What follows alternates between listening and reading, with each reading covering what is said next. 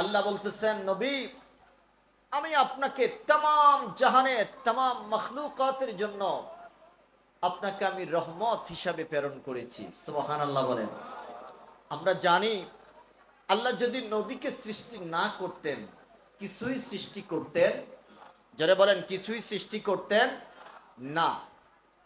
নবীকে কেন্দ্র করে, নবীর মোহাব্বতকে উসিলা করে আল্লাহ বলেন, আমার সৃষ্টি জগতের যত সৃষ্টি আছে সব সৃষ্টি আমি শুধুমাত্র মুহাম্মদুর রাসূল সাল্লাল্লাহু আলাইহি ওয়াসাল্লামের প্রেমের বশীভূত হয়ে তাদেরকে আমি সৃষ্টি করেছি। সুবহানাল্লাহ বলবেন না? আরো জোরে বলেন না সুবহানাল্লাহ। বলেন আল্লাহু আকবার। আল্লাহ বলেন, আমার পাওয়ার হলো আলহামদুলিল্লাহি রাব্বিল আলামিন, সমস্ত জগৎ সমূহের রব আমি আল্লাহ। আল্লাহকে প্রশ্ন করলাম যে আল্লাহ, নবীর মর্যাদার ব্যাপারে তুমি পৃথিবীবাসীর প্রতি এলান করে দিয়েছো যে ওরাফানা লাকা যিকরাক, ও নবী আপনার মর্যাদাকে আমি বুলন্দ করে দিয়েছি। আল্লাহ, নবীর মর্যাদাকে তুমি কতটুকুন দিয়েছো, কিভাবে দিয়েছো? আমার আল্লাহ ডাক দিয়া বললেন, গোলাম আমি যেখানে আমার নবীও সেখানে। সুবহানাল্লাহ বলবেন না? আরো জোরে বলেন। আল্লাহ যেখানে নবীও সেখানে। আল্লাহ তোমার সৃষ্টি জগতের তুমি রব, তুমি বলেছো তুমি যেখানে তোমার নবীর জিকির, নবী সেখানে, তোমার জিকির যেখানে নবীর জিকির সেখানে, তোমার হামদ সানা যেখানে আর তোমার নবী মুহাম্মদুর রাসূলুল্লাহর হামদ সানা এবং তোমার ইশক এবং মোহাব্বতের আলোচনাও সেখানে। জানতে চাই মুহাম্মদকে তুমি কোথায় কোথায় রেখেছো? আমার আল্লাহ ডাক দিয়া বললেন, আমি আল্লাহ যতটুকুনের জন্য রব, ঠিক ততটুকুন জায়গার জন্য আমার নবী রহমত। কুরআন প্রমাণ করে আলহামদুলিল্লাহি রাব্বিল আলামিন। আর নবীর শানে আল্লাহ কোরআনে বয়ান করতেছেন, ওয়ামা আরসালনাকা ইল্লা রাহমাতাল লিল। বলেন, দুই আয়াতের শেষে আলামিন আছে না নাই? আল্লাহ কয় আমি যেখানে নবী সেখানে। আরে নবীর কারণেই তো তোরা আজকে পৃথিবীতে মাতবাড়ি করতেছিস, নবীর কারণে আজকে চেয়ারম্যান, নবীর কারণে আজকে মেম্বার, নবীর কারণে আজকে এমপি, নবীর কারণে আজকে মন্ত্রী, নবীর কারণে আজকে তুমি মুফতি, নবীর কারণে তুমি মুহাদ্দিস, নবীর কারণে তুমি প্রিন্সিপাল, নবীর কারণে তুমি মসজিদের ইমাম, নবীর কারণে তুমি মসজিদের মুয়াজ্জিন, নবীর কারণে তুমি পৃথিবীর শ্রেষ্ঠ একজন ব্যক্তি। নবী নাই তো কিচ্ছু নাই, নবী নাই তো তুমি নাই, নবী নাই তো পৃথিবীতে কোনো কিছুই নাই। চিল্লায়া কর না সুবহানাল্লাহ। জোরে বলেন আল্লাহু আকবার। এবার বলেন, ওই নবী আমাদের দরকার আছে না নাই? আওয়াজ করে বলেন আছে না নাই? ওই নবীর প্রেম ও মোহাব্বত আমরা চাই কি চাই না? আল্লাহ, কিভাবে তুমি নবীর মোহাব্বতকে পৃথিবীর জমিনের মধ্যে তুমি গেড়ে দিয়েছো, গেথে দিয়েছো, আমরা আজকে তোমার কাছে একটু শুনতে চাই। আমার আল্লাহকে শোনো শোনো, তোমরা পৃথিবীতে একটা স্লোগান দাও, আমাকে যোগ্য মা দাও, আমি তোমাদেরকে যোগ্য একটা জাতি দিব। আমাকে যোগ্য একটা বাবা দাও, আমি তোমাদেরকে যোগ্য একটা জাতি উপহার দিব। শোনো, মা আর বাবা যদি ভালো হয়ে যায় না, পৃথিবীতে সন্তান ভালো হওয়ার আশাবাদী বা সন্তান ভালো হবে এটাই স্বাভাবিক। মা বাবা যদি খারাপ হয় তাহলে পৃথিবীতে সন্তান খারাপ চরিত্রের অধিকারী হওয়াটাই স্বাভাবিক। এই জন্য আমি সর্বপ্রথম তোমাদের মা আর বাবা আদম এবং হাওয়াকে আশিকে মুস্তাফা, আশিকে মোহাব্বত, আশিকে নবী, নবী মুহাম্মদুর রাসূলুল্লাহর আশিক বানাইয়া পৃথিবীতে প্রেরণ করেছি। আর কারণ হলো আদম এবং হাওয়ার মাধ্যমে যত সন্তান পৃথিবীতে আসবে তাদের কলিজার মধ্যে যেন হুব্বে রাসূল, হুব্বে মুহাম্মদ তাদের ভিতরে যেন পয়দা হয়, তারা যেন নবীকে জানের চাইতে বেশি ভালোবাসতে পারে। আরো জোরে বলেন না সুবহানাল্লাহ। আদম এবং হাওয়া আমাদের নবীর আশিক ছিল কি ছিল না? জোরে বলেন, ছিল কি ছিল না? মোহাব্বত করতো কি করতো না? আমরা মহব্বত করলেই বেদাত কইও না মিয়া। আমাদের বাপ দাদা 14 গোষ্ঠী নবীর মহব্বতের উপরে জীবন পরিচালিত করে এসেছে, আর আমরাও বলি আমরাও নবীর মহব্বতের উপরে জীবন পরিচালনা করব। তোমরা যতই বেদাতের ফতুয়া দাও, যতই শিরকের ফতুয়া দাও, এক চুল পরিমাণ নবীর মহব্বত থেকে আমাদেরকে টলাতে পারবে না। কথা বলেন ঠিক কিনা? আমার আল্লাহ পৃথিবীর জমিনের প্রত্যেকটা নবী এবং রাসূলের হৃদয়ের মধ্যে হুব্বে মোহাম্মদ, আমার নবীর হুব্বে মোহাম্মদ, আমার নবীর মোহাম্মদটাকে গেঁথে দিয়েছেন। দেখেন, সমস্ত পৃথিবীতে যত মানুষ কিয়ামতের আগ পর্যন্ত আসবে, প্রত্যেকটা মানুষকে নিয়ে আল্লাহ সর্বপ্রথম একটা কনফারেন্স করেছেন রূহের জগতে। সুবহানাল্লাহ বলবেন না? এরকম একটা মাহফিল ইন্তজাম করেছেন। খুব গভীর মনোযোগ দিবেন। ওই মাহফিলের মধ্যে রব্বে কারীম সবাইকে উদ্দেশ্য করে একটা প্রশ্ন করেছিলেন, আলাস্তু বিরব্বিকুম, আমি কি তোমাদের রব নই? বলেন, আল্লাহ কি আমাদের রব নই? বলেন বলেন বলেন, আমাদের রব কে? জোরে বলেন, রব কে? আল্লাহ আমার রব। আল্লাহ প্রশ্ন করেছিলেন যে আমি কি তোমাদের রব নই? এই প্রশ্নের জবাব পৃথিবীর কোনো মানুষের জানা ছিল না। কি জবাব দিবে তারা? সবাই নিশ্চুপ অবস্থায় আল্লাহর সামনে চুপ হয়ে বসে রইল, নিশ্চুপ অবস্থায় সময় কাটাচ্ছে। আমার আল্লাহ ডাক দেয়া বললেন, নবী, প্রশ্নের জবাবটা আপনি দিয়ে দেন। সুবহানাল্লাহ বলেন। নবী বলেছিলেন যে হ্যাঁ বালা, আপনি আমাদের রব। আমার আল্লাহ ডাক দেয়া বলে, নবী, সমস্ত মানুষগুলোর সামনে আপনি জবাব দিয়েছেন তো? আপনার জবাব শুনে সবাই আমরা বলেছি বালা, হ্যাঁ আপনি আমাদের রব। ও নবী, আপনারে ইমাম বানাইলাম আর পৃথিবীর সমস্ত মানুষগুলোকে মুক্তাদি বানাইলাম। সুবহানাল্লাহ বলেন। নবী বলেছে বালা, হ্যাঁ আপনি আমাদের রব। আমরা এই জবাবটা শোনার সাথে সাথে আমরাও বলেছি বালা, হ্যাঁ আপনি আমাদের রব। সুবহানাল্লাহ বলেন। আচ্ছা বলেন দেখি, আদমের রূহটা ওখানে আছে না নাই? কথা বলে না। আছে না নাই?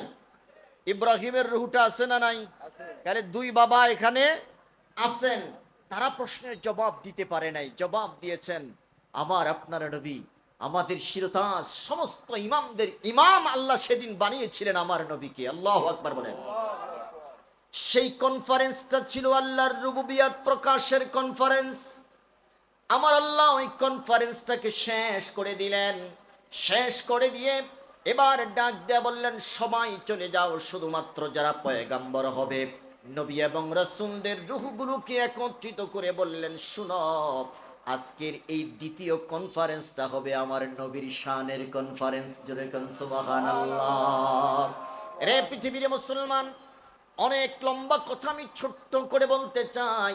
রব্বি কারীম ডাক দেয়া বললেন, পয়গম্বরেরা গভীর মনোযোগ দাও। আজকের এই কনফারেন্সটা হবে আমার নবীর মিলাদের কনফারেন্স, আমার নবীর মোহাব্বতের কনফারেন্স, আমার নবীর শানে কনফারেন্স হবে, শানের ইসারাতের কনফারেন্স।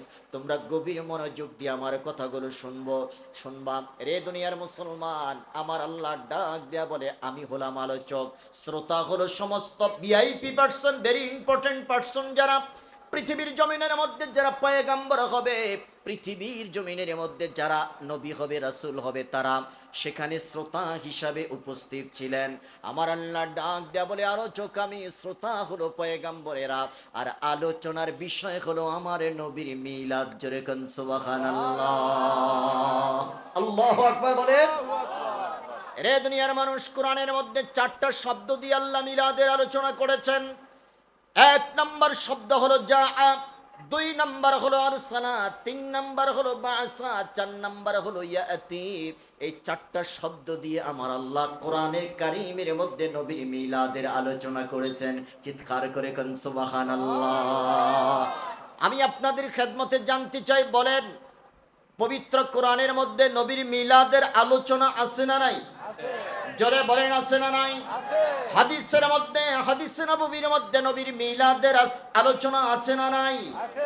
কোরআনের মধ্যে যদি আলোচনা থাকে, ওই আলোচনা করলে দোষ হবে? জোরে বলেন, গুনাহ হবে? হাদিস নববীর মধ্যে, নবীর হাদিসের মধ্যে, সাহাবায়ে কেরামের হাদিসের মধ্যে যদি নবীর মিলাদের আলোচনা থাকে, ওই আলোচনাকে দূষণীয় বলা যাবে না, বেদাত বলা যাবে না, শিরক বলা যাবে না। বরং কোরআন হাদিসের মধ্যে যদি মিলাদুন নবীর আলোচনা থাকে, আমরা ওই মিলাদুন নবীর আলোচনা করতে চাই কি চাই না? দুই হাত তুলে বলেন, চাই কি চাই না? পৃথিবীর মুসলমান, রব্বে করিম ডাক দিয়া বললেন, আমার নবীর মিলাদের আলোচনার মধ্যে আমি সীমাবদ্ধ থাকবো না, বরং প্রত্যেকটা পয়গম্বরকে টার্গেট করে আমার আল্লাহ বলেছিলেন, শোনো, তোমাদের জীবদ্দশায় যদি আমার দোস্ত, আমার হাবিব, আমার মোহাব্বতের মানুষ নবী মুহাম্মদের আগমন যদি হয়ে যায়, যদি নবী মুহাম্মদুর রাসূলুল্লাহর বিলাদাত হয়ে যায়, যদি নবী মুহাম্মদুর রাসূলুল্লাহর মিলাদ হয়ে যায়, রে আদম থেকে শুরু করে ঈসা রুহুল্লাহ পর্যন্ত, শুনো, তোমরা আমার নবীকে নবী হিসাবে গ্রহণ করবা কিনা আজকে স্বীকৃতি দাও। চিৎকার করে কোন সুবহানাল্লাহ। নবীর মিলাদের আলোচনার মধ্যেই সীমাবদ্ধ নয়, বরং আল্লাহ বলেছিলেন, আজকে ওয়াদা দাও আমার সাথে। وَإِذْ أَخَذَ اللَّهُ مِيثَاقَ النَّبِيِّينَ لَمَا آتَيْتُكُم مِّن كِتَابٍ وَحِكْمَةٍ। এই আয়াতে কারিমার মধ্যে আল্লাহ ডাক দিয়া বললেন, শোনো, আদম তুমি আমার কাছে অঙ্গীকার দাও, রে ইব্রাহিম তুমি আমার কাছে অঙ্গীকার দাও, রে ঈসা, রে মুসা, রে হারুন, রে নূহ, সমস্ত পয়গম্বরদেরকে বললেন, তোমরা আমার কাছে ওয়াদা দাও, তোমাদের জীবদ্দশায় যদি আমার নবীর মিলাদ হয়ে যায়, আমার নবীর আগমন যদি হয়ে যায়, নবীকে তোমরা গ্রহণ করবা কিনা, নবীকে তোমরা স্বীকৃতি দিবা কিনা, আকরারতুম ওয়া আখাযতুম, তোমরা নবীকে গ্রহণ করবা কিনা নবী হিসাবে। সমস্ত পয়গম্বরেরা সেদিন বলেছিল, আল্লাহ, হ্যাঁ, আমরা নবী মুহাম্মদকে নবী হিসাবে গ্রহণ করব। চিল্লায়া কোন সুবহানাল্লাহ। এটা দ্বারা আল্লাহ বুঝাইলেন, আমার নবী আসলেই তোমাদের নবুয়তের দায়িত্ব শেষ। সুবহানাল্লাহ কয় না? অর্থাৎ রে আদম, তোমার জীবদ্দশায় যদি আমার নবীর আগমন হয়ে যায়, তোমার নবুয়তের দায়িত্ব শেষ। রে ইব্রাহিম, তোমার জীবদ্দশায় যদি আমার নবী মুহাম্মদের মিলাদ হয়ে যায়, নবীর আগমন যদি হয়ে যায়, তোমার নবুয়তের দায়িত্ব শেষ। তখন আর তুমি নবী নয়, তখন তুমি নবী মুহাম্মদের উম্মত। চিৎকার করে কন্যা সুবহানাল্লাহ। রে মুসলমান, আমি জানতে চাই, ঈসা রুহুল্লাহ আবার পৃথিবীতে আসবে। জন্ম তিনার একবারে হয়েছিল, পৃথিবীর জমিনে আবার তিনি আসমান থেকে ড্রপ দিবেন, আসমান থেকে আসবেন, দ্বিতীয়বার তিনার জন্ম হবে না। কথা বলে, ঈসা রুহুল্লাহ কি আবার মায়ের পেট থেকে আসবেন না আসমান থেকে আসবেন? বলেন বলেন, কোথা থেকে? ঈসা রুহুল্লাহ আবার পৃথিবীতে আসবে, তবে তিনি জন্ম হয়ে আসবেন না, তিনি এবার আসমান থেকে ড্রপ দিবেন। ও দুনিয়ার মুসলমান, ঈসা রুহুল্লাহ দুনিয়াতে আসার পরে বলেন দেখি, তিনি নবী হয়ে আত্মপ্রকাশ করবেন না, আখির জামানার পয়গম্বরের উম্মত হয়ে জীবন যাপন করবেন। নবী না উম্মত? বলেন বলেন, নবী না উম্মত? তার কারণ, ওই যে আল্লাহর কাছে ওয়াদা করেছিলাম, সকলে বলেছিল, কলু, সবাই তারা একচ্ছত্র ভাবে বলেছিল, আল্লাহ আকবার না, আমরা স্বীকৃতি দিলাম, আমরা তোমার কাছে ওয়াদা দিলাম, যদি আমাদের জীবদ্দশায় মুহাম্মাদের মিলাদ হয়ে যায়, আমাদের নবুয়তের দায়িত্ব শেষ, আমরা নবী নয়। জোরে কোন সুবহানাল্লাহ। আমার আল্লাহ ডাক দিয়া বললেন, ক্বালা ফাশহাদু ওয়া আনা মাকুম মিনাশ শাহিদিন।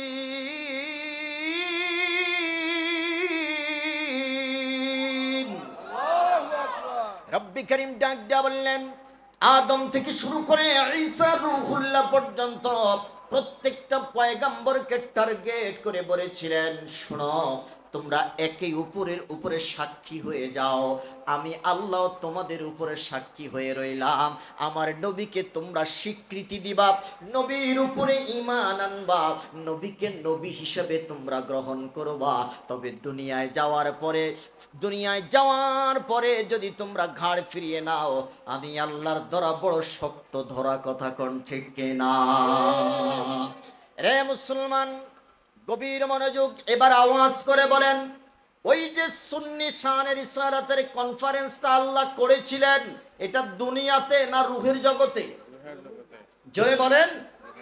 আরে মিয়া, তুমি তো আজকে দুনিয়ার মিলাদুন নবীর মাহফিল বিদআত কও, অথচ আমার আল্লাহ দুনিয়া সাজানোর আগে রুহের জগতে নবীর মিলাদের মাহফিল করেছে। জোরে কোন সুবহানাল্লাহ। বলেন না আল্লাহু আকবার। এবার আমি আপনাদের খেদমতে জানতে চাই মুসলমান, আদম সফিউল্লাহ থেকে শুরু করে প্রত্যেক পয়গম্বর নবী মুহাম্মদের নাম শুনছে কি শুনে নাই? বলেন। শুনেছে। আমি জানতে চাই তাদের হৃদয়ের মধ্যে মুহাম্মদের প্রেম জন্ম হইছে কি হয় নাই? বলেন, হইছে কি হয় নাই? আদম সফিউল্লাহ ডাক দিয়া বললেন, রে দুনিয়ার মানুষ, শুধু ওখানেই সীমাবদ্ধ ছিল না। নবী মুহাম্মদের প্রেম ভালোবাসার বহিঃপ্রকাশ আল্লাহ কিভাবে প্রকাশ করেছেন, রূহের জগতের মধ্যে সীমাবদ্ধ রাখেন নাই। প্রত্যেকটা পয়গম্বরের জীবনের প্রতিটা পরতে পরতে আমার আল্লাহ নবী মুহাম্মদের প্রেম দিয়ে সাজাইছেন। জোরে জোরে কান সুবহানাল্লাহ। আদম সফিউল্লাহ ডাক দিয়া বলে, শুনো, রূহের জগতে নবী মুহাম্মদের প্রেমের ভালোবাসার আলোচনা শুনে এসেছি। রব্বে কারীম আলোচনা করেছেন, যেদিন আমার বডিটাকে আল্লাহ বানাইলেন, আমার বডির ভিতরে রুহটাকে যখন ঢুকতে বললেন, রুহটাকে যখন ঢুকাইলেন, ঢুকানোর সাথে সাথে রুহটা আবার বের হয়ে যাচ্ছে। একবার, দুইবার, তিনবার যখন বের হয়ে গেল, এবারে প্রশ্ন করলো, ও রুহ, তুমি কেন আদমের ভিতর থেকে বের হয়ে যাও? কেন তুমি সেখানে স্থায়ী হও না? রুহটা ডাক দেয়া বলে, আল্লাহ, আদমের বডির ভিতরে অন্ধকার, আমি অন্ধকারাচ্ছন্ন পরিবেশে থাকতে পারতেছি না, আমি এই জন্য বের হয়ে যাচ্ছি। রব্বে কারীম জিব্রাইলকে ডাক দেয়া বললেন, জিব্রাইল রে, যাও আমার নবী মুহাম্মদের নূর থেকে একটু নূর নিয়ে আদমের ভিতরে ঢুকিয়ে দাও। আমার নবীর নূর দেওয়ার কারণে আদমের দেহটা নূরে নূরান্বিত হয়ে গেছে। চিল্লায়া কন্যা সুবহানাল্লাহ। বলেন আল্লাহু আকবার। এবার যখন রুহটাকে ভিতরে ঢুকিয়ে দিলেন, তখন আদমের ভিতর থেকে এখন আর রুহটা বের হচ্ছে না। আদম একটা স্বয়ং সম্পূর্ণ মানুষে পরিণত হয়ে গেলেন। জোরে জোরে কন্যা আল্লাহু আকবার। ও দুনিয়ার মুসলমান, এবার আদম সফিউল্লাহ বলেন, আমি আখিদয় খুললাম, ফারাফাতু রাসি, আমি আমার মাথা উত্তোলন করলাম, ফারাআইতু আলা কওয়াইমিল আরশি মাকতুবান লা ইলাহা ইল্লাল্লাহু মুহাম্মাদুর রাসূলুল্লাহ। আদম সফিউল্লাহ ডাক দেয়া বলে, ও দুনিয়ার মানুষ শুনে নাও, আমি আমার চক্ষুদয় খুললাম, মাথাটা উঁচু করলাম, উঁচু করার পরে আমার চোখের সামনে যে দৃশ্যটা ভেসে উঠেছে সেটা হলো আরশের খুঁটির গায়ের মধ্যে আমি আল্লাহর নামের সাথে নবী মুহাম্মদের নামটা আমি লেখা দেখতে পেয়েছি। নবী যদি না আসিতো, আসমান জমিন না বানাইতো, আসমান জমিন না বানাইতো। কথা কোন ঠিক কিনা? ওরে নবীর প্রেমে প্রেমিকে হইল, নবীর রঙে রঙিন হলো, তামামে জাহান কুল, সকল নবীর সেরা নবী মুহাম্মদ রাসূল, সকল নবীর সেরা নবী মোহাম্মদ রাসূল। যাহারা গোমনে ধন্য, যাহারা গোমনে ধন্য, তামাম জাহান কুল। সকল নবীর সেরা নবী মোহাম্মদ রাসূল। ইয়া নবী সালাম আলাইকা, ইয়া রাসূল সালাম আলাইকা, সালাওয়াতুল্লাহ আলাইকা। সালাম সালাম লাখো সালাম, সালাম সালাম লাখো সালাম, নবী কুল সরদার। সকল নবীর সেরা নবী মোহাম্মদ রাসূল। সকল নবীর সেরা নবী মোহাম্মদ রাসূল। যেরকম মারহাবা। আদম সফিউল্লাহ ডাক দেয়া বলে, আল্লাহ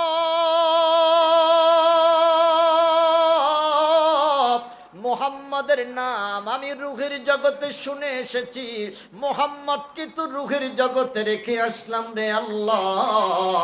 এখন আমার প্রশ্ন হলো, আরশের খুঁটির গায়ের মধ্যে তোমার নামের সাথে একটা নাম লেখা আছে, ওই নামটা কোন মুহাম্মদ? আমার আল্লাহ ডাক দেয়া বলে, আদম রে, এই মুহাম্মদ রে যদি না বানাইতাম আমি আল্লাহ তোরে বানাইতাম না। বলেন আল্লাহু আকবার। এ দুনিয়ার মুসলমান, রব্বে কারীম ডাক দিয়া বললেন, আদম রূহের জগতে যেই মুহাম্মদকে রেখে এসেছো ওই মুহাম্মদ এই মুহাম্মদ। আল্লাহু আকবার বলেন। এবার আমি জানতে চাই, আদমের হৃদয়ে পটে মুহাম্মদের প্রেম বাড়ছে না কমছে? বলেন বলেন বলেন, বাড়ছে না কমছে? আদম সফিউল্লাহ কয়, দুনিয়ার মানুষ এখানে শেষ নয়। এবার আমি আমার বাম দিকে তাকাইয়া দেখলাম আমার বিবি হাওয়াকে আল্লাহ সৃষ্টি করলেন। সুন্দর একজন রূপবতী নারী আমার পাশে বসা। জিব্রাইলকে প্রশ্ন করলাম, ও জিব্রাইল উনি কে? বলে যে তোমার প্রয়োজনে, তোমার খেদমতের জন্য আল্লাহ তোমার জীবন সঙ্গিনী এই মহিলাটাকে সৃষ্টি করেছেন। বলে যে তাই নাকি? বলে যে হ্যাঁ। আদম সফিউল্লাহ হাত বাড়ালেন, আমার কাছে আসো। আল্লাহ জিব্রাইল আমিন ডাক দেয়া বললেন, থামো আদম, থামো। বলে যে কেন? বলে যে না, টাচ করা যাবে না। কেন টাচ করা যাবে না? হে দুনিয়ার মুসলমান, আল্লাহ রব্বে কারীম ডাক দেয়া বললেন, আদম রে, মোহরানা আদায় করো। মোহরানা আদায় না করা পর্যন্ত বিবির গায়ে টাচ করা যাবে না। চিল্লায়া এখন সুবহানাল্লাহ। বলেন বলেন, আমাদের সমাজে মোহরানা আছে না নাই? জোরে বলেন, আছে না নাই? নগদ না বাকি? কথা কয় না। আরে বাকি তো বাকি, কি বাকি? আজীবনের জন্য বাকি। মরার সময় কয়, তোর মোহরানাটা দিতে পারি না, তুই আমারে মাফ কইরা দিস। আচ্ছা, স্বামী মরে যাইতেছে, বউ কি তখন কইব যে না আমি আপনারে মাফ করি নাই? এটা কোনোদিন বলবে? হ্যাঁ, তবে আজরাইল মার্কা হইলে বলবে। কথা বুঝেন নাই? আওয়াজ করে বলেন, বিবাহের মোহরানা বাকি না নগদ? এবারে বলেন, আমার সমাজের চিত্র বাকি না নগদ? সমাজের মানুষগুলো বিবাহের মোহরানা দিচ্ছে বাকি। বাসর রাইতে বিলাই মারবে তো দূরের কথা, নিজেই বিড়াল হয়ে যায়। কথা কয় না? রাগ করতেছেন আপনারা? না, অনেকে বিবাহ, যারা বিবাহের মোহরানা দেন নাই এখনো, তারা একটু রাগ করবে আজকে আমার আলোচনা শোনার পরে। বলেন মোহরানা, আবার বলেন নগদ না বাকি? রাসূলুল্লাহর সুন্নাত হলো নগদ মোহরানা দিয়ে দাও। সাহাবায়ে কেরামের সুন্নাত হলো নগদ মোহরানা দিয়ে দাও। আমার সমাজের চিত্র হলো মোহরানা নগদ নয়। বাসর রাইতে বিড়াল মারবে তো দূরের কথা, নিজের বউয়ের কাছে যাইয়া নিজেই বিড়াল হয়ে যায়। ডাক দেয়া বলে, বউরে আমার দেওয়ার সামর্থ্য নাই 50,000 টাকা, কিন্তু মোহরানা ধার্য করা হয়েছে 10 লাখ। কথা বলেন আছে না নাই? আরে প্রতিযোগিতা শুরু হয়ে গেছে, কার মোহরানা কত বেশি। সমাজের মানুষের কাছে এটা প্রকাশ করার জন্য, হ্যাঁ অমুকের ছেলের বিবাহের মধ্যে, অমুকের মেয়ের বিবাহের মধ্যে মোহরানা ধার্য করা হয়েছে 10 লাখ, ছেলের দেওয়ার সামর্থ্য নাই 10,000 টাকা। বাধ্য হইয়া পোলায় কয় বাবাই মোহরানা ধার্য করছে, আমি পারতাম না, বাবাই দিবে। বউয়ের কাছে যাইয়া কয় বউরে 10 টাকা দেওয়ার সামর্থ্য নাই, 10 লাখ টাকা মোহরানা ধার্য করা হয়েছে, তুই আমারে মাফ কইরা দে। স্ত্রী ডাক দেয়া বলে মাফ কইরা দিমু না কি করবো, আমি তো খাইতে হইলে আপনার ঘরেই খাওয়া লাগবে, থাকতে হইলে আপনার ঘরের মধ্যেই থাকা লাগবে। কথা বলে না, জোরে বলেন। আমি যদি থাকতে হয় আপনার ঘরেই থাকা লাগবে, খাইতে হলে আপনার ঘরেই খাওয়া লাগবে, আপনারে মাপ না কইরা আমি যামু কই? বাপের বাড়ি যাওয়াও বন্ধ হয়ে গেছে বিবাহের পরে, মেয়েদের আর বাবার বাড়ি, তখন এটা মেহমানদারি হয়। কথা বলেন ঠিক কিনা? মেয়েদের আর বাবার বাড়ি থাকে না, বাবার বাড়ি তখন বেড়াইতে যায়। বাবার বাড়ির দরজাও বন্ধ হয়ে গেল। তোমারে যদি মাপ না করি তাহলে তুমিও যদি দরজা বন্ধ করে দাও, গার্মেন্টসে ভর্তি হওয়া ছাড়া আর কোনো উপায় নাই। সুতরাং যাও, মাফ করে দিলাম। আবার মরার আগে কয় আমি তো মরে যাচ্ছি, তুই আমারে মাফ করে দিস। স্ত্রী কয় এত বছর দেন নাই, খবর নাই, এখন মরার সময় আবার মোহরানার কথা মনে হয়েছে। মনের ভিতরে ভয় আছে না নাই? খবরদার। আমার দেশে এখন যে ট্রেডিশন চালু হয়েছে, বিবাহের মোহরানা ধার্য করা হয়, হায় হায় যদি মেয়ের তালাক দিয়ে দেয়, তালাকের ভয়ে মেয়ের মার বাবা তখন অনেক মোটা অঙ্কের একটা মোহরানা দাবি করে, অথবা মোটা অঙ্কের মোহরানা যদি ধার্য করা হয়, মোহরানার ভয়ে হয়তো আর তালাক দিবে।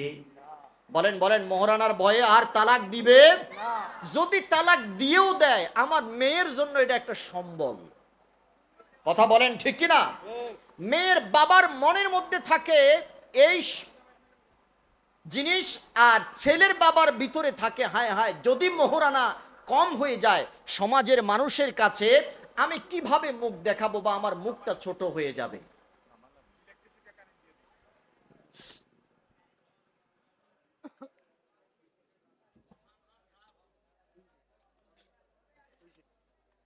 আলহামদুলিল্লাহ বলেন, জোরে বলেন আলহামদুলিল্লাহ। আপনারা খুশি না বেজার? জোরে বলেন খুশি না বেজার? আসলে মানুষ যে পরিমাণে, আমার আলোচনা করতে ভালো লাগতেছে, যদিও আমার সময় খুব কম, অল্প সময়ে আমাকে অনেক কথা বলা লাগবে। আপনারা আছেন তো? সবাই আছেন তো ইনশাল্লাহ? আল্লাহ কবুল করুক, জোরে বলেন আমিন। মোহরানা ধার্য করার ব্যাপারে ছেলের বাবার মনে প্রশ্ন হলো, যদি আমার ছেলের মোহরানা কম হয় তাহলে সমাজের মানুষের কাছে আমি একটু ছোট হয়ে যাব, মেয়ের বাবার কাছে আমি একটু ছোট হয়ে যাব। আর মেয়ের বাবার মনের মধ্যে প্রশ্ন হলো, মোহরানা যদি কম হয় তাহলে সে তাড়াতাড়ি তালাক দিয়ে দিবে। কথা বলেন, কথা বলেন। এই জন্য আমাদের ছেলে মেয়ের সংসারের মধ্যে বরকত আসে না। বিবাহটাকে সহজ করে দেন,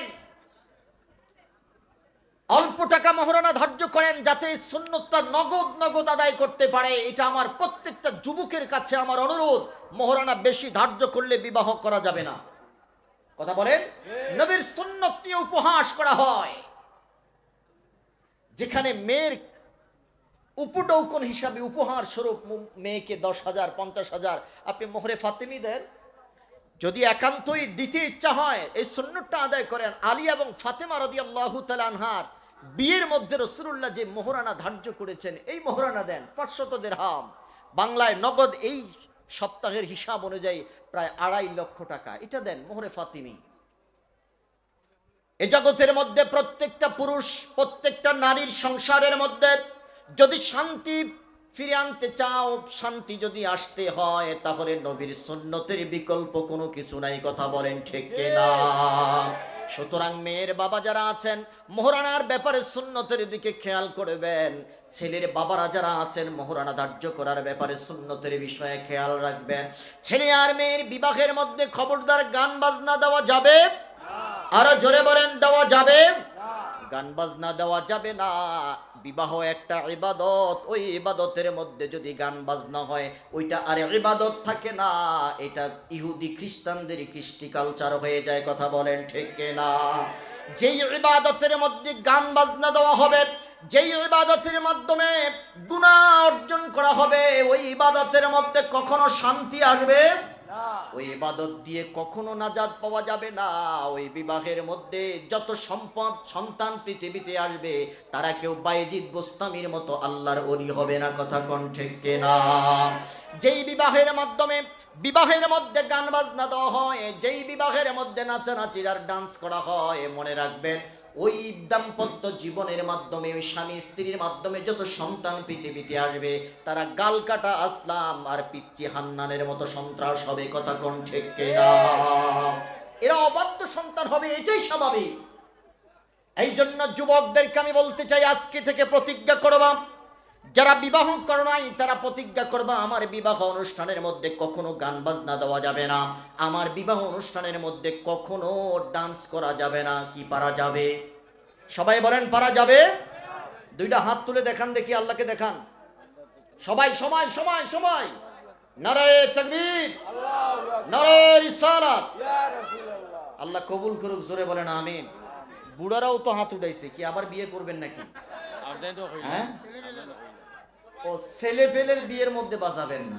হ্যাঁ, আলহামদুলিল্লাহ আলহামদুলিল্লাহ, আল্লাহ কবুল করুক, জোরে বলেন আমিন। আদম সফিউল্লাহ ডাক দিয়ে বললেন, মোহরানা আবার কি জিনিস? বলে যে মোহরানা হলো তোমার পকেট থেকে কিছু সম্পদ তোমার স্ত্রীকে উপহার দাও। বলে যে সম্পদ বলতে আমারে কিছুই নাই, মাত্র আমারে বানানো হয়েছে। কথা বলেন ঠিক কিনা? বলে যে তাইলে কি দিব? বলে যে আমি জানি না, আমার কাছে কিচ্ছু নাই, আমি কি দিয়ে আমার বিবাহের আমার বউর মোহরানা আদায় করব? রব্বি করিম এবারে এলান ঘোষণা করে দিলেন, এলান করে দিলেন, আদম বেশি কিছু লাগবে না, বেশি কিছু লাগবে না, আমার নবী মোহাম্মদের উপরে মাত্র 20 বার নগদ দুরূদ পাঠ করে দাও। ওই নবীর দুরূদটাই হবে তোমার বিবাহের মোহরানা। জোরে বলেন আল্লাহু আকবার। সাল্লি আলা হাবিবি 20 মাররা, মাত্র 20 বার দুরূদ পাঠ করো। অপর হাদিসে এসেছে 30 বার। বলে যে আল্লাহ কোন হাবিবের উপরে দুরূদ পাঠ করব? কয় মুহাম্মাদের উপরে। আল্লাহু আকবার বলেন। মুহাম্মাদুর রাসূল সাল্লাল্লাহু আলাইহি ওয়াসাল্লামের উপরে দুরূদ পাঠ করো। আদম সফিউল্লাহকে আল্লাহ দুরূদের ভাষাটা কি হবে, কেমন হবে? এবার আমার আল্লাহ নবীর দুরূদ পাঠ করতেছেন, আওয়াজ করে বলা যাবে কি সুবহানাল্লাহ। ইন্নাল্লাহা ওয়া মালাইকাতাহু ইউসাল্লুনা আলান নবী ইয়া আইয়ুহাল্লাযীনা আমানু সাল্লু আলাইহি ওয়া সাল্লিমু তাসলিমা। আওয়াজ করে বলা যাবে কি আল্লাহু আকবার। রব্বি করিম ডাক দেয়া বলে, ও পৃথিবীর মানুষেরা শুনে নাও, আমি তোমাদের রব যেদিন মুহাম্মদকে বানাই নাই, যেদিন আদমকে বানাইছি, মুহাম্মাদের সৃষ্টির সূচনা থেকে আমি আল্লাহ আমার নবীর উপরে দুরূদ পাঠ করতেছি। আদমরেও নির্দেশ দিলাম, প্রত্যেকটা পয়গাম্বরকে নির্দেশ দিলাম নবীর উপরে দুরূদ পাঠ করার জন্য। এখানেই সীমাবদ্ধ রাখি নাই, তামাম ফেরেশতা কুলকে বলেছি আমার নবীর উপরে হরহামেশা দুরূদ পড়ার জন্য। জোরে বলেন সুবহানাল্লাহ। এই জন্য আমরাও নবীর দুরূদ চাই কি চাই না? আওয়াজ করে বলেন, নবীর দুরূদ দরকার আছে না নাই? দুরূদ পড়তেছেন আল্লাহ, দুরূদ পড়বেন আল্লাহ। গভীর মনোযোগ দেন, দুরূদ পড়েছেন আল্লাহ, এখনো পড়েন আল্লাহ, দুরূদ পড়বেন ও আল্লাহ। ফেরেশতারাও আগে পড়েছেন, এখনো পড়তেছেন, কিয়ামত পর্যন্ত পড়বে। আমরা আল্লাহ পাকের গোলাম হয়ে আমরাও ঘোষণা দিতে চাই, আমরা মিলাদ দুরূদ আর সালাম পড়েছি, মিলাদও পড়েছি, নবীর ইশকের আলোচনাও করেছি, এখনো করতেছি। যতদিন বেঁচে থাকবো ততদিন চলবে। কথা কোন ঠিক কিনা? দুই হাত তুলে বলেন, আমরা চাই কি চাই না?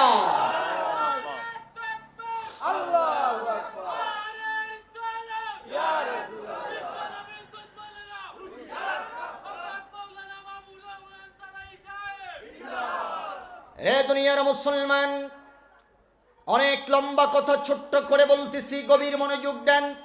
আদম সফিউল্লাহ মোহরানা আদায় হয়ে গেল। আল্লাহ ডাক দিয়া বললেন, আদম হাওয়া যাও জান্নাতের ভিতরে চলে যাও, জান্নাতের ভিতরে গিয়ে তুমি আর তোমার স্ত্রী বসবাস করতে থাকো। খবরদার ওয়ালা তাকরাবা হাদিহিশ শাজারাতা ফাতাকুনা মিনাজ জালিমিন, ওই গাছের নিকটবর্তী হয়ো না। আল্লাহ পাকের এই হুকুমটাকে অমান্য করলেন। অমান্য করার আগের কথাটা আমি আপনাদের মেমোরির মধ্যে ঢুকাইতে চাই। জান্নাতে ঢুকতে যাবেন, আদম সফিউল্লাহ নজর করে দেখলেন জান্নাতের গেটের মধ্যে লেখা লা ইলাহা ইল্লাল্লাহ মুহাম্মাদুর রাসূলুল্লাহ। যখন প্রশ্ন করলেন আল্লাহ উনি কোন মুহাম্মদ, আদম সফিউল্লাহর প্রশ্নের জবাবে আল্লাহ ডাক দিয়া বললেন, আদম রে, রূহের জগতে যেই নবীর মুহাম্মদের স্বীকৃতি দিলা, আর সৃষ্টি হওয়ার পরে রূহ দেওয়ার পরে আরশের খুঁটির গায়ের মধ্যে যে মুহাম্মদের নাম দেখতে পাইলা, উনি হলো সেই মুহাম্মদ। যেই মুহাম্মদের উপরে দুরূদ পাঠ করলা, ইনি হলেন সেই মুহাম্মদুর রাসূলুল্লাহ। আদম সফিউল্লাহ ডাক দিয়া বলে, ও দুনিয়ার মানুষ, জান্নাতের ভিতরের মধ্যে ঢুকলাম। জান্নাতের ভিতরের মধ্যে ঢুকার পরে দেখতে পাইলাম প্রত্যেকটা জানালার মধ্যে মোহাম্মদ লেখা, প্রত্যেকটা হুরের স্কন্দের মধ্যে মোহাম্মদ লেখা, প্রত্যেকটা হুরের চোখের মনির মধ্যে নূরের অক্ষরে মোহাম্মদ লেখা। জান্নাতের প্রত্যেকটা গাছের পত্র বল্লমের মধ্যে মোহাম্মদুর রাসূল লেখা।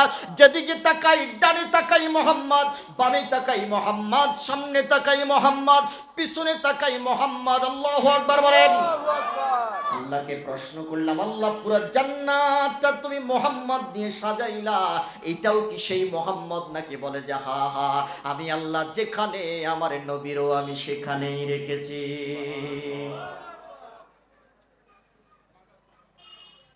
জান্নাতে একটা হুকুম অমান্য করলেন।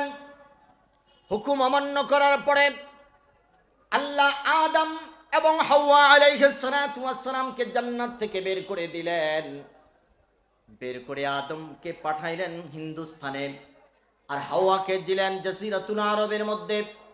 দুইজনকে পৃথিবীর দুই প্রান্তরে পাঠালেন। পাঠানোর পরে এবার আদম সফিউল্লাহ যখন পৃথিবীতে আগমন করলেন, পাহাড়ের চূড়ার মধ্যে যখন পাঠাইলেন, গভীর মনোযোগ দেন। পাঠানোর পরে ইস্তাওহাশা আদম, হাদিসের ভাষা অনুযায়ী হযরতে আদম থরথর করে কাঁপতেছে। রব্বি করিম ডাক দিয়া বললেন, জিব্রাইল যাও, ও জিব্রাইল চলে যাও। আদম থরথর করে কাঁপতেছে, তার কাঁপাকাঁপি বন্ধ করো। আল্লাহ গো, কিভাবে তার ট্রিটমেন্ট করব? আমার আল্লাহ এবারে ডাক দিয়া বললেন, যাও আজান দিতে দিতে জমিনের মধ্যে তুমি ল্যান্ড করো। জোরে কোন সুবহানাল্লাহ। ফানাজালা জিব্রিল, জিব্রাইল আলাইহিস সালাতু ওয়াস সালাম নাজিল হতে শুরু করলো জমিনের দিকে আজান দিতে দিতে। ফানাজালা জিব্রিলু ফানাদা বিল আযান, আজান দিতে দিতে তিনি জমিনের মধ্যে আসতেছেন। আল্লাহু আকবার মাররাতাইন, আশহাদু আল্লা ইলাহা ইল্লাল্লাহ মাররাতাইন, আশহাদু আন্না মুহাম্মাদার রাসূলুল্লাহ মাররাতাইন। আল্লাহু আকবার বলেন। আজানের ইতিহাস শুনো। আদম যখন, হযরত জিব্রাইল যখন আদমের সামনে আশহাদু আন্না মুহাম্মাদার রাসূলুল্লাহ যখন বললেন, আদম বললেন, জিব্রাইল রে একটু থামো। আল্লাহু আকবার বুঝলাম, আশহাদু আল্লা ইলাহা ইল্লাল্লাহ বুঝলাম, আশহাদু আন্না মুহাম্মাদার রাসূলুল্লাহ যে বললাই, মুহাম্মদ কোন মুহাম্মদ? সুবহানাল্লাহ হয় না? জোরে বলেন না আল্লাহু আকবার। মুহাম্মদকে রূহের জগতে রেখে আসলাম, মোহাম্মদকে আরশের খুঁটির গায়ের মধ্যে রেখে আসলাম, মোহাম্মদকে জান্নাতের দরজার মধ্যে রেখে আসলাম, মোহাম্মদকে জান্নাতের ভিতরে রেখে আসলাম। এখন তো আমি জান্নাতে নাই, রূহের জগতেও নাই, এখন আমি হায়াতের জিন্দেগিতে দুনিয়ার জমিনের মধ্যে এসেছি। এখন কোন মোহাম্মদের আজান তুমি শোনাইলা, কোন মোহাম্মদের আজান তুমি দিলা, কোন মোহাম্মদের শান তুমি গাইলা? এবার জিব্রাইলকে আমার আল্লাহ ডাক দেয়া বললেন, জিব্রাইল রে, আমার নবী, আমার নবীর শান আদম সফিউল্লাহকে বুঝাইয়া দাও। রূহের জগতে যেই মোহাম্মদ ছিল, ইনি সেই মোহাম্মদ। আরশের খুঁটির গায়ের মধ্যে যেই মোহাম্মদ আজকের পৃথিবীতে, তিনি সেই মোহাম্মদ। জান্নাতের প্রত্যেকটা জায়গায় যেই মোহাম্মদকে তুমি দেখতে পেয়েছো, দুনিয়ার জিন্দেগিতে এসেও সেই মোহাম্মদের আজান এখন শুনতেছো। চিল্লায়া কন্না সুবহানাল্লাহ। জোরে বলেন আল্লাহু আকবার। মিলাদ তো তোমরা বিদআত বলো, আরে আমরা মিলাদের আগের আলোচনা করতেছি। সুবহানাল্লাহ। নবীর জন্মের আগের আলোচনা করতে করতেই তো পৃথিবীর আয়ু শেষ হয়ে যাবে। তুমি মিলাদটাকে বেদাত কওয়ার সময়ও তো পাইবা না। ওরে কথা কয় না। এখন যে আমি আলোচনা করতেছি, আচ্ছা বলেন দেখি, জন্মের আলোচনা করতেছি না জন্মের আগে? তো তুমি বেদাত কওকে, এটারে কি কইবা? তোমরা যখন মিলাদটারে বেদাত কও, তখন আমরা বিনা দলিলে মিলাদ বুঝানোর জন্য মিলাদের আগের আলোচনা ধরছি। কথা বলেন ঠিক কিনা? বাপের বেটা হলে হাদিসের কিতাব থেকে ছিঁড়ে ফেলো দেখি কতটুকু খেড়ম আছে আমরা দেখি। পৃথিবীর মুসলমান গভীর মনোযোগ, অনেক লম্বা আলোচনা। প্রথমেই বলেছি, আল্লাহ বলেছেন ওয়ামা আরসালনাকা ইল্লা রাহমাতাল লিল আলামিন। মা বাবা যদি আশিকে রাসূল হয়, সন্তানও আশিকে রাসূল হবে। কথা কোন ঠিক কিনা? এই জন্য আমাদের মার বাবার হৃদয়ের মধ্যে হুব্বে মুহাম্মদ আল্লাহ গাইরা দিতেছেন। আল্লাহু আকবার। খুব গভীর মনোযোগ দেন। মিলাদের আলোচনা পরে, আগে মিলাদের আগের আলোচনা শোনো। আদম সফিউল্লাহ ডাক দেয়া বলে, দুনিয়ার মানুষ রে, আদম সফিউল্লাহ ডাক দেয়া বলতেছেন, জিব্রাইল যখন আমাকে মুহাম্মদের শান শোনাচ্ছে, আমার হৃদয়ের মধ্যে মুহাম্মদের প্রেম এত বেড়ে গেল যে আমি এখন আল্লাহর জিকিরের সাথে সাথে নবী মুহাম্মদের দুরূদ পড়তে ভুল করি না। সুবহানাল্লাহ। কোন আদম সফিউল্লাহ নবীর জিকির করতেছে, 1 বছর নয়, 2 বছর নয়, কয়েকশো বছর কান্না করেছে। কিতাবের মধ্যে এসেছে, আদম সফিউল্লাহ ডাক দেয়া বলে, আল্লাহর একটা হুকুম অমান্য করলাম। একটা হুকুম অমান্য করার কারণে কয়েকশো বছর কান্না করেছি। কেউ কেউ বলেছেন 300 বছর, কেউ কেউ বলেছেন 350 বছর, আবার কেউ কেউ বলেছেন হিসাব নাই কতশো বছর তিনি কান্না করেছেন। আল্লাহু আকবার। আওয়াজ করে বলেন, হুকুম অমান্য করছেন কয়টা? একটা হুকুম অমান্য করছেন। গালের গোশতগুলো পচন ধরেছে। আমার আল্লাহ ডাক দেয়া বললেন, এত দূরে থাকলে চলবে না। 2 আশিক রাসূলকে আল্লাহ আবার মিলাইয়া দিলেন। সুবহানাল্লাহ কয় না? সুবহানাল্লাহ। খেলা খেলতেছেন কে? বাবার কেউ আশিকে মুহাম্মদ বানাইলেন, মাটাকেও আশিকে মুহাম্মদ বানাইলেন। বানাই আমার আল্লাহ ডাক দেয়া বলে, দূরে থাকলে চলবে না, একসাথ হও, একসাথ হও। তোমার মা এবং বাবার মাধ্যমে আমার নবী মুহাম্মদের জন্ম আমি পৃথিবীতে ঘটাবো। জোরে কোন সুবহানাল্লাহ। আসো পৃথিবীতে। এই 2 জন প্রেমিক আর প্রেমিকা 2 জায়গায় থাকা চলবে না। স্বামী স্ত্রীর থাকার সুন্নাত হলো এক জায়গায়। কথা বলেন, এক জায়গায় থাকবে, এক জায়গায় ঘুমাবে। রে দুনিয়ার মুসলমান, 2 জন যখন একত্রিত হয়ে গেল, এতটা বছর পরে স্বামীকে পাইলেন। স্ত্রী যখন স্বামীকে জড়াইয়া ধরতে যাইবেন, স্বামী ডাক দেয়া বললেন, প্রাণের বিবি রে, খবরদার আমাকে টাচ করবা না, আমি একজন অপরাধী। আল্লাহর একটা হুকুম অমান্য করেছি। আমার ইরাদা, আমার ইচ্ছা হলো যতক্ষণ পর্যন্ত রব্বি কারীম আমার তওবা কবুল না করবে, রব্বি কারীম যতক্ষণ পর্যন্ত না আমার ডাকে সাড়া না দিবে, ততক্ষণ পর্যন্ত পৃথিবীর কোনো আরাম আয়েশ আমি গ্রহণ করব না। চিল্লায়া কন্না সুবহানাল্লাহ। আহারে বাবা, একটা হুকুম অমান্য করার কারণে এতটা অনুতপ্ত অনুশোচনার হৃদয় নিয়ে বসে আছে। কোনদিন কিতাবের মধ্যে এসেছে আদম সফিউল্লাহ এইভাবে আরশের দিকে তাকায় নেয় লজ্জায়। আল্লাহু আকবার বলেন। বলেন, হুকুম অমান্য করছে কয়টা? আর আমরা প্রতিদিন করি কয়টা? এরপরে ভিতরে কোনো অনুশোচনা নাই। কোনদিন এভাবে উপরের দিকে তাকায় নেয় লজ্জায়, আহারে আমি আল্লাহর একটা হুকুম অমান্য করেছি। স্ত্রীকে বললেন, ডোন্ট টাচ মি, আমাকে টাচ করবা না। পৃথিবীর কোনো আরাম আয়েশ আমি গ্রহণ করব না, আনন্দ জীবনের সাথে আমি মিশাবো না, যতক্ষণ পর্যন্ত না আল্লাহ আমাকে মাফ না করে। এবার স্ত্রী ডাক দিয়া বললেন, তাহলে কেমনে, কবে মাফ পাবো, কবে আমরা পরিত্রাণ পাবো? স্বামী কয়ে, জানি না, কাঁদতেছি তো। স্ত্রী ডাক দিয়া বলে, স্বামী রে, আমার একটা কথা মনে পড়ে গেছে। কয় কি? বলে যে আমরা যখন জান্নাতের ভিতরে ঢুকলাম তখন দেখলাম মোহাম্মদ নাম লেখা। আমরা জান্নাতের ভিতরে ঢুকলাম, মোহাম্মদ নাম লেখা। আমার মনে হয় আল্লাহ মোহাম্মদটাকে এত বেশি ভালোবাসেন, এত বেশি মহাব্বত করেন, এটা তুলনাহীন। কয় হ্যাঁ হ্যাঁ, শুধু তুমি এখানেই দেখেছো, আমি এর আগ থেকেই শুনতেছি। সুবহানাল্লাহ বলেন। রে বিবি, রূহের জগতে নবীর শান শুনেছি, সৃষ্টি হওয়ার পরে আরো সেই খুঁটির গায়ের মধ্যে লেখা দেখতে পেয়েছি। আমার মনে হয় ওই মোহাম্মদ নামটারে আল্লাহ এত বেশি ভালোবাসেন যেটার কোনো তুলনা নাই।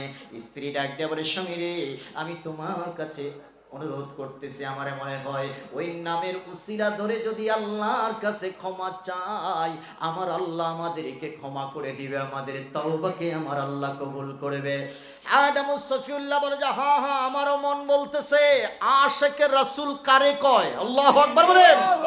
নবীজির মহব্বত আদমের সিনার ভিতরে কিভাবে আল্লাহ গেড়ে দিয়েছেন, কিভাবে গেঁথে দিয়েছেন, কিভাবে বসিয়ে দিয়েছেন। স্বামী আর স্ত্রী দুইজনে এবার আল্লাহর কাছে হাত উঠাইয়া বলতেছে, হাদিসের ভাষায় হলো আল্লাহুম্মা আসআলুকা বিহাক্কি মুহাম্মাদিন সাল্লাল্লাহু আলাইহি ওয়াসাল্লাম। চিৎকার করে বলা যাবে কি আল্লাহু আকবার। আল্লাহ, নবী মুহাম্মদের উসিলায় তোমার কাছে আমরা চাইতেছি, ভিক্ষা চাইতেছি, আল্লাহ তুমি আমাদেরকে মাফ করে দাও। সুবহানাল্লাহ কয় না? বলেন দেখি, তখন কি আমার নবীর জন্ম হইছে? কথা বলে না। তখন কি আমার নবীর মিলাদ হইছে? জোরে বলেন। তখন তো আদম সফিউল্লাহ তিনার বিবি, তখন পৃথিবীতে দুইজন ছাড়া আর কোনো মানুষ। আরে আমরা তো তখনকার আলোচনা করতেছি, হাদিস খানা সহিহ সনদে বর্ণিত হয়েছে। মিয়া সাহেব, আমার নবী এখনো পৃথিবীতে আসেনি নাই, অথচ নবীর উসিলায় সিন্নি খেয়ে লাইছে। সিন্নি আসেনি আপনাদের এলাকায়? আসেনি? আসেনি? হ্যাঁ, থাকবে তো কিয়ামত পর্যন্ত। কথা বলেন, সিন্নি আছে না নাই? থাকবে না চলে যাবে? কতদিন? কিয়ামত পর্যন্ত। আমাদের দেশে আবার কিছু মানুষ আছে কয় এটা বেদাত। আসেনি? আসেনি? এই মুরুক্ষের দল, এই হাদিস পড়ালেখা করে নাই। আপনাদের এলাকায় নাই, আমি আমার এলাকার কথা বলতেছি। বলে যে মসজিদে সিন্নি দেওয়া বিদাত। আর বিদাত মানে কি? তা সিন্নি মানে আপনাদের এলাকায় এখন কি দেন? জিলাপি বা পোলাও অথবা বিরিয়ানি পাকা, এটাই তো সিন্নি কয়। সিলেটের মানে প্রসিদ্ধ ভাষা সিন্নি, যেটাই দেয়। আচ্ছা বলেন দেখি, এই জিলাপি কোনোদিন বেদাত, এই জিলাপির ভিতরে বেদাত ঢুকছে কবে? কথা কয় না। স্বাধীনের পরে কি জিলাপি ছিল না? আগে ছিল নি? বলেন বলেন। তো বেদাতটা ঢুকছে কোন দিন? এই জিলাপির ভিতরে কবে বেদাত ঢুকছে আপনারা কইতে পারবেন? আচ্ছা, সারা বাংলাদেশের জিলাপির মধ্যে যে বেদাত ঢুকছে, এরা কোথায় ছিল তখন? এরা বাধা দিতে পারলো না, এই খবরদার জিলাপির ভিতরে ঢুকিস না। বাধা দিছেনি? কথা বলে না কেন? বিরিয়ানি বেদাত হলো কবে? আচ্ছা বলেন দেখি, জিলাপি হালাল না হারাম? বলেন। বিরিয়ানি, তারপরে সিন্নি। তো হালাল জিনিসে তুমি বেদাত খাওয়ার উসুলটা কিটা? কোন উসুলে, কোন সূত্র দিয়ে তুমি বেদাত খাও? ও আমরা মিলাদ পড়ি এই জন্য বেদাত করে। আরে মিলাদ তো শুধু আমরা পড়ি নাই, পড়ছেন কি? আওয়াজ করে বলেন না কে? কি দুর্বলতা আছে? আই ক্যান চ্যালেঞ্জ, আমি চ্যালেঞ্জ দিলাম, কোন মায়ের সন্তান যদি থাকো চ্যালেঞ্জে ধরো, বসো। মিলাদ আর কিয়ামের উপরে কোন মায়ের সন্তান যদি থাকো, বসো, আমরা বসতে প্রস্তুত। আল্লাহু আকবার, ইয়া রাসূলুল্লাহ। এই যে মিলাদুন নবী বিদআত খাও, আমরা তো আজকে মিলাদের আগের আলোচনা করতেছি। এখন বলতে চান মুসলমানকে খাওয়ানো, মসজিদে সিন্নি দেওয়া, এটা তো রাসূলুল্লাহ সাহাবায়ে কেরামের সুন্নাত। এবার আমি এটা দলিল দেই, ওদেরকেও বলবেন যে এটা ঠিক আছে কিনা। আচ্ছা, আহলুস সুফার অধিবাসী কতজন ছিল জানেননি আপনারা? আহলে সুফা মসজিদের বারান্দায় যারা হিজরত করে গেছে, এরা মসজিদের বারান্দায়, নববীর বারান্দায় ছিল না? সাহাবায়ে কেরাম যত সিন্নি আসিল, খেজুর দিত, রুটি দিত, মানে সিন্নি দিত, ওনারা খাইতো। দিলে খাইতো, না খাইলে পেট জমিনের উপরে দিয়ে বইরে থাকতো। তো মসজিদে খাবার দেওয়া এটা সুন্নতে সাহাবা। মসজিদে খাবার দেওয়া এটা আমার নবীর সুন্নাত। আল্লাহু আকবার বলে। যেটা বিদআত বলে, এটার আসলে মাথার ভিতরে গোবর ছাড়া কিচ্ছু নাই। বলেন, মসজিদের ভিতরে মুসলমানদেরকে খাবার দেওয়ার সুন্নত আছে না? রাসূলুল্লাহ আবু হুরায়রা বললেন, কিরে মসজিদের ভিতরে আজকে কি খাবার আসছে, কোনো হাদিয়া আসছে কিনা? কয়, ইয়া রাসূলুল্লাহ, এক বাটি দুধ ছাড়া আর কিচ্ছু নাই। বলে যে এক বাটি পেয়ালা নিয়ে আসো। আসলো, আসার পরে বলল যে কয়জন আছে? কয় হুজুর 70 জনের উপরে আছে। কয় সবাইরে কয় পেট বইরা খাইতে। এবার কোন মসজিদ, এই হাদিসটারে যদি কোনো মায়ের সন্তান উল্টাইতে পারে সার্টিফিকেট সব দিয়ে দিব। বলে যে আমরা পড়ছি কিতাবুল আদাবের মধ্যে, মিশকাতের মধ্যে হাদিসখানা এসেছে। ওরে মুসল্লি, তুমি যে কিতাব পড়ছো, তুমি তো জাকাত আর ফিতরার টাকা খাইয়া, খানা খাইয়া তারপরে কিতাব পড়ছো, এই জন্য মাথার ভিতরে ঢুকে নাই। আল্লাহ রসুল আবু হুরায়রা বললেন, আরে কি আছে? কয় দুধ আছে। কয় সবারই কয় পেট বইরা খাইতে। আবু হুরায়রা কয়, ইয়া রাসূলুল্লাহ, এক বাটি পেয়ালা, মনে মনে কয়, মুখ দিয়ে প্রকাশ করতে পারে না, এটা হলো আদাব। এটা কি? ইয়া রাসূলুল্লাহ, মনে মনে কইতেছে এক বাটি পেয়ালা, এটা তো আমারই ঠিক মতো হইতো না, আমি 70 জন কেমনে খাওয়াবো? রাসূলুল্লাহ বলেছেন, যার সামনে দেয় উনি পেট বইরা খায়। আবু হুরায়রা কয়, যেখান থেকে শুরু করছে ওখানেই আছে। সবাই খাওয়ানোর পরে আল্লাহর নবী বলতেছেন, কিরে সিন্নি আর কদ্দুর আছে? কয় হুজুর, যতটুক দিয়ে শুরু করছি অতটুকুই আছে। জোরে কন্না সুবহানাল্লাহ। এবার আল্লাহর নবীকে, আবু হুরায়রা তুমিও খাও। কয় না হুজুর, আগে আপনি খান। আবু হুরায়রার ভিতরের ভয় হলো, আমি খাইতে গেলে যদি শেষ হয়ে যায় তাহলে নবীজি কি খাবে? নবীজি কয়, না না, শেষ হবে না, কিয়ামত পর্যন্ত যদি খাওয়াও, আমি রাসূলুল্লাহর থুতুর বরকতে এটা কিয়ামত পর্যন্ত শেষ হবে না। জোরে বলেন আল্লাহু আকবার। তাহলে মসজিদে সিন্নি খাওয়ানো এটা নবীর সুন্নাত। কথা বলেন, মসজিদে সিন্নি খাওয়ানো এটা সাহাবায়ে কেরামের সুন্নাত।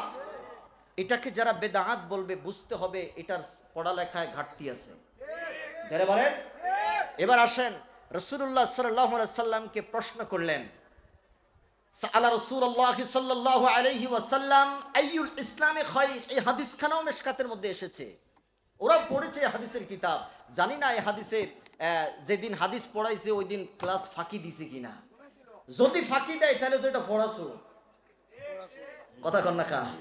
নবীকে প্রশ্ন করেছিল, ও নবী, ইসলামের মধ্যে সবচেয়ে উত্তম কাজ কোনটা? নবীজি দুইটা আমলের কথা বলে দিলেন। সুবহানাল্লাহ বলেন। এক নম্বর আমল হলো তুতইমুত তুআম। তুতইমুত তুআম মুখস্থ করবেন, ক্ষুধার্তকে খাবার খাওয়ানো। দুই নম্বর হলো তাকরাউস সালাম আলা মান আরাফতা ওয়া মান লাম তারিফ। তুমি চেনো অথবা না চেনো প্রত্যেককে সালাম দেওয়া। সুবহানাল্লাহ বলেন। তাহলে ইসলামে উত্তম কাজ কয়টা? জোরে বলেন কয়টা? এক নাম্বার ক্ষুধার্তকে খানা খাওয়ানো। দুই নাম্বার পরিচিত অপরিচিত মুসলমানকে কি দেওয়া? সালাম দেওয়া। তাইলে এবার এই হাদিসের আলোকে আপনারা কি বুঝলেন? খানা খাওয়ানো ভালো কাজ না খারাপ কাজ? উনি বেদাত পাইল কোথায়? আপনারা এখানে আজকে যারা, আজকে সিন্নি আসেনি? আসেনি? আচ্ছা, এখানে যারা আছেন সবাই কি বাড়সা থেকে খাইয়ে আসছেন? ক্ষুধার্ত আছেন না? এখন আছেন না? ক্ষুধার্ত আছেন না?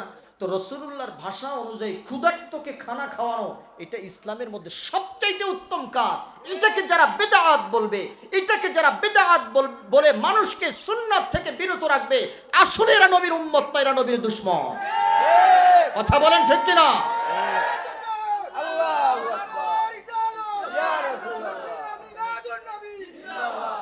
আফসোসের বিষয় হলো আমরা যখনই রাসূল পাক সাল্লাল্লাহু আলাইহি ওয়াসাল্লামের মোহাব্বত, প্রেম, ভালোবাসা এবং সুন্নাত নিয়ে কথা বলি তখন তাদের গায়ে আগুন জ্বলে। আমরা যখন আউলিয়া কেরামের শান আর মান নিয়ে স্লোগান দেই আর কথা বলি তখন তাদের গায়ের মধ্যে এলার্জি শুরু হয়ে যায়। বুঝতে হবে এখনো তাদের ঈমানের পরিপক্কতা আসে। আমি অবাক হয়ে যাই, আমার দেশে হিন্দুদের মন্দির মুসলমান পাহারা দেয়, আর যেই দেশের প্রত্যেকটা দুলা বালির সাথে আউলিয়া কেরামের চোখের পানি মিশে আছে, ওই আউলিয়া কেরামের মাজার ভাঙার জন্য তারাই সেখানে মাজার ভাঙতে যায়। কথা বলেন ঠিক কিনা? এরা প্রকৃত মুসলমান হতে পারে? এদেশের প্রত্যেকটা ইঞ্চি ইঞ্চি মাটির সাথে আউলিয়া কেরামের পদচারণার ঘাম মিশে আছে। এদেশের প্রত্যেকটা ধুলা বালির সাথে আউলিয়া কেরামের চোখের পানি মিশে আছে। এদেশের প্রত্যেকটা মসজিদে মসজিদে আউলিয়া কেরামের ভূমিকা রয়েছে। এই দেশের প্রত্যেকটা অঞ্চলে আউলিয়া কেরামের পদচারণা আছে। এই দেশের মসজিদ আউলিয়া কেরাম ছাড়া চলতে পারে না। এই দেশের মাদ্রাসা আউলিয়া কেরাম ছাড়া চলতে পারে না। এই দেশের মুসলমান আউলিয়া কেরামের মহব্বত ছাড়া থাকতে পারে না। সুতরাং আউলিয়া কেরামের মহব্বতের উপরে যারা অস্ত্র ধরতে চায়, আউলিয়া কেরামের মহব্বতের উপরে, মাজারের উপরে যারা ভাঙতে চায়, অস্ত্র ধরতে চায়, তাদের বিরুদ্ধে আমাদের হুঙ্কার আছে না নাই? আওয়াজ করে বলেন আছে না নাই? মান আদালি ওয়ালিয়ান ফাকাদ আযানতুহু বিল হারব। আমার ওলির বিরুদ্ধে যারা দুশমনি করে, আল্লাহ বলেন আমি তাদের বিরুদ্ধে জিহাদ ঘোষণা করি। আমার আল্লাহ যাদের বিরুদ্ধে জিহাদ ঘোষণা করে, সেই জিহাদে আমরা ওলি ভক্তরা অংশ নিতে চাই। কথা বলেন ঠিক কিনা? দুই হাত তুলে বলেন আমরা চাই কি চাই না?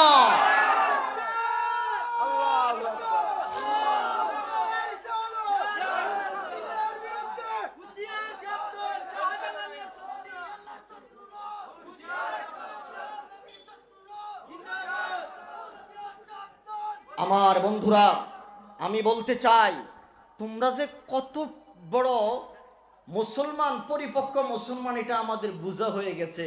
হিন্দুদের মন্দির পাহারা দাও আর আল্লাহর ওলির মাজার ভাঙো। তোমরা যে কত নাম্বার মুসলমান, এটা আমাদের বোঝা হয়ে গেছে।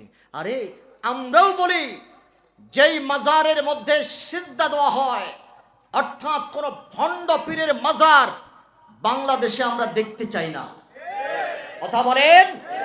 কিন্তু হক্কানি আল্লাহর ওলিরা যেই মাজারের মধ্যে শুয়ে আছে, ওই মাজারকে যদি ভাঙতে যাও, তোমাদের ওই হাত ভেঙে গুড়িয়ে দেওয়া হবে। কথা বলেন ঠিক কিনা? মাজারে যদি সেজদা চলে, আসেন সেজদার বিরুদ্ধে আমরা অ্যাকশনে যাই। যারা সেজদা দেয় তাদের পাছা লাল করে দিয়ে আমরা পিটাইয়া, আপনাদের সাথে আমরাও আছি। কিন্তু মাজারে যিনি শুয়ে আছেন, তিনি দোষ করেছেন কি? তিনি তো আল্লাহ পাকের মাহবুব। কথা বলেন ঠিক কিনা? যদি বলেন যে হ্যাঁ মাজারে সেজদা যায় এই জন্য মাজারই ভাঙতে হবে, তাহলে মাথায় উকুন হয়েছে, মাথাও কিন্তু পিটাইয়া ভাঙতে হবে। মাথায় উকুন হলে কি মাথা ভেঙে ফেলানো হয়? মাথা কাটা হয়? তাহলে কি করেন? মাথায় উকুন হলে উকুননাশক শ্যাম্পু ব্যবহার করা লাগে। কথা বলেন ঠিক কিনা? আসেন এই চূর্ণী অভিযানে আপনাদের সাথে আমরাও কাঁধে কাঁধ রেখে এই বাংলার জমিনটাকে ভণ্ড মুক্ত করতে চাই, শিরিক মুক্ত করতে চাই। তবে মাজার ভাঙার নামে যে মিশন আপনারা নিয়েছেন, শাহজালালের জমিনে এটা কোনোদিন বাস্তবায়ন করতে দেওয়া হবে না।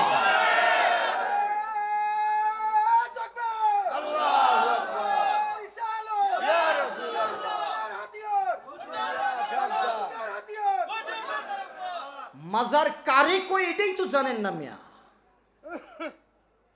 মাজার মানে কি? প্রত্যেকটা কবরই মাজার। পৃথিবীর প্রত্যেকটা কবর মাজার। মাজারের তাহকিক জানো? তাহকিক লেখাপড়া করো, আবার মাদ্রাসায় ভর্তি হও।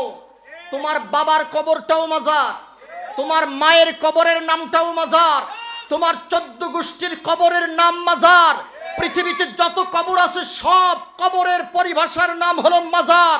যদি মাজার ভাঙতে হয়, তোমার বাবার মাজার আগে ভাঙতে হবে। যদি মাজার ভাঙতে হয়, তোমার 14 গোষ্ঠীর মাজার আগে ভাঙতে হবে। আল্লাহর ওলিদের মাজার ভাঙতে দেওয়া যাবে না। আমরা আল্লাহর ওলিদের রুহানি সন্তান। কথা বলেন ঠিক কিনা? এই পৃথিবীতে, পৃথিবীর অস্তিত্ব যতদিন আছে ততদিন হুব্বে মহাব্বত থাকবে। পৃথিবীর অস্তিত্ব যতদিন আছে ততদিন আউলিয়া কেরামের মহাব্বত থাকবে। কথা বলেন ঠিক কিনা? এদেশের হাজার হাজার মসজিদ, মাদ্রাসা আউলিয়া কেরামরা প্রতিষ্ঠিত করে গেছেন। এই বাগান, সুন্দর সাজানো বাগানটাকে, এখন সাজানো বাগানে তোমরা এখন হুতুম পেঁচা হয়ে ঢুকেছো বাগানটাকে নষ্ট করার জন্য। কথা কোন ঠিক কিনা? আমরা এখনো সজাগ। জোরে বলেন আসি না নাই? আর জোরে বলেন আসি না নাই? আদম সফিউল্লাহ ডাক দিয়া বলতেছেন, আমি মুহাম্মদুর রাসূলুল্লাহ সাল্লাল্লাহু আলাইহি ওয়াসাল্লামের উসিলা ধরে আল্লাহর কাছে মাপ চাইলাম। আল্লাহুম্মা আসআলুকা বিহাক্কি মুহাম্মাদিন সাল্লাল্লাহু আলাইহি ওয়াসাল্লাম, আল্লাহ গো মুহাম্মদের উসিলায় তুমি আমারে মাপ করে দাও। আমার আল্লাহ কয়, আদম এটাই তোর পরীক্ষার ফলাফল। আমি এতদিন পর্যন্ত এটার অপেক্ষায় ছিলাম যে তুই আমার নবীর আশেক হতে পারলি কি পারলি না। সুবহানাল্লাহ কইতেন না? জিব্রাইল আমিন ডাক দিয়া বললেন, আদম রে, যেদিন রব্বি করিম তোমাকে জান্নাত থেকে বের করে দিয়েছে, সাথে সাথে ওই দিন যদি এই নামটার উসিলা ধরে মাপ চাইতা, আমার আল্লাহ সাথে সাথে তোমারে মাপ করে আবার জান্নাতের ভিতরে ঢুকাইতো। সুবহানাল্লাহ বলেন। রব্বি করিম ডাক দিয়া বলে, আদম রে আদম, এমন একটা নামের উসিলা ধরে মাপ চাইলি, আমার রহমতের দরিয়ার মধ্যে ঢুস মারতে শুরু করেছে। আমি তোরে মাপ না করে থাকতে পারলাম না রে আদম। আমি তোর তওবাকে কবুল করে নিলাম, তবে আমার প্রশ্নের একটা প্রশ্নের জবাব দে। আমার আল্লাহ ডাক দেয়া বললে, আদম আমার একটা প্রশ্নের জবাব দাও। আদম সফিউল্লাহ ডাক দেয়া বললেন, আল্লাহ প্রশ্নটা কি? বলে যে কাইফা আরাফতা মুহাম্মাদান ওয়ালাম আখলুকুহু, মুহাম্মদ রে কিভাবে চিনলা, এখনো আমি মুহাম্মদ রে তো পৃথিবীতে পাঠাই। সুবহানাল্লাহ গণ। সুবহানাল্লাহ। মিলাদের আলোচনা না মিলাদের আগের আলোচনা?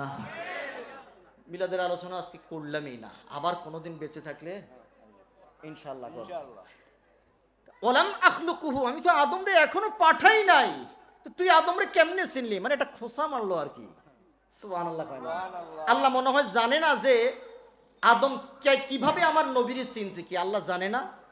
তো আবার খোঁচাটা মারলো কে? ভিতরে নবীর প্রেম কটুক ঢুকছে এটা যাচাই করতেছে। সুবহানাল্লাহ। এবার আল্লাহ প্রশ্ন করেছে যে আদম কাইফা আরাফতা মুহাম্মাদান ওয়ালা মাখলুকুহু, কিভাবে মুহাম্মদের চিনলা, আমি তো এখনো মুহাম্মদ বানাই নাই। এবার আদম তাফসীর করতেছে, আল্লাহ রুহের জগতে শুইনা আসছি, আরশের খুঁটির গায়ে দেখে আসছি, জান্নাতের প্রত্যেকটা পত্র বল্লবের মধ্যে আমি লেখা দেখতে পেয়েছি, আমার বিবাহের মোহরানা দিয়েছি, তার নামে মাপ চাইয়া আমি মাপ পাইছি। আল্লাহ মুহাম্মদের শান এত শুনছি, মুহাম্মদের গান কি গাইব না? আল্লাহ কয়, আদম তুই কি জানিস এই মুহাম্মদ কে? বলে যে আল্লাহ এবার তুমি বয়ান করো। এবার আমার আল্লাহ নবীর শান বয়ান করতেছে। এ আদম, যদি আমি আমার নবীকে বানাইতাম, লাউলা মুহাম্মদ মা খালাকতুকা, যদি মুহাম্মদকে আমি না বানাইতাম তোরে বানাইতাম না, ওয়ালাল জান্নাতা, জান্নাত বানাইতাম না, ওয়ালান নারা, জাহান্নাম বানাইতাম না, ওয়ালাল আরশা, আরশ কুরসি বানাইতাম না, ওয়ালাল কলামা, কলম বানাইতাম না। আমি যদি মুহাম্মদকে না বানাইতাম পৃথিবীর সৃষ্টি জগতে আমি কিছুই বানাইতাম না। সুবহানাল্লাহ। জোরে বলেন আল্লাহু আকবার। নবীর শান আগে বয়ান করছে আদম। আল্লাহ কয় এবার পরে আমি ধরছি। আমি ধরতে ধরতে ধরতে ধরতে এমন পর্যায়ে গেছি, আদম রে বুঝাইয়ে দিছি যে নবী যদি না হইতো কিছুই হইতো না। জোরে বলেন না আল্লাহু আকবার। এবার বলেন দেখি, এই আদম কোনোদিন আমার নবীরে ভুলবে? ভুলেও নাই। আদমের পুরা জীবনীটা আপনি রিসার্চ করবেন, দেখবেন শুধু আমার নবীর প্রেম।